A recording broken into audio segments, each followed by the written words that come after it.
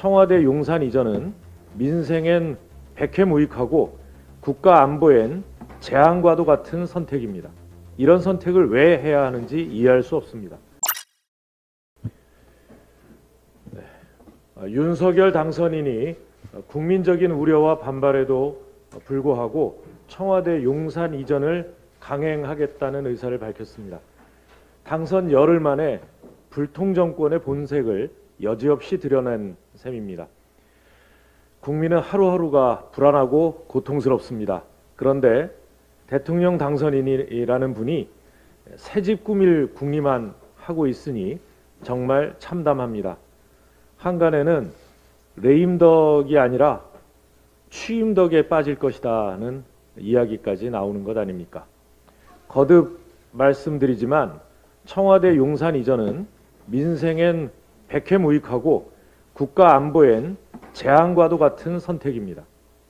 우선 윤 당선인의 호언장담과 달리 청와대의 용산 이전 과정에서 막대한 안보 공백 가능성이 큽니다. 일선 부대 하나 옮기는데도 수년에 가까운 시간이 걸리는데 국방의 심장을 단 2달 만에 옮기라는 건 말도 되지 않습니다. 그 기간 동안 군사 대비 태세가 문제 생긴다면 그 피해는 누가 책임질 것입니까? 특히 청와대와 국방부가 한 장소에 있는 것 자체가 유사시 안보에 큰 위협이 됩니다. 이런 선택을 왜 해야 하는지 이해할 수 없습니다. 게다가 예비비 집행을 위해선 국무회의에서 이를 의결해야 하는데 인수위는 국무회의 의결을 정부에 강제할 아무런 법적 권한이 없습니다. 서울 시민들과 용산 구민들의 재산 피해도 쉽게 예측하기 어려울 정도로 큽니다.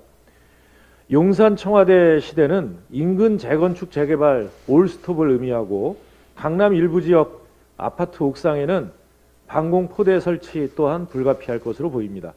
용산 일대는 대통령 이동 행렬로 상시 교통마비 지역이 될 것입니다. 청와대 용산 이전을 철회해야 할 이유는 차고 넘칩니다. 어디에 청와대가 있든 국민은 일 열심히 하는 대통령을 원합니다. 취임하기도 전에 집무실 옮길 궁리부터 하는 건 국민의 그런 기대를 배반하는 것입니다. 즉각 청와대 이전 계획을 철회하고 다급한 민생 문제부터 챙겨줄 것을 당부하겠습니다.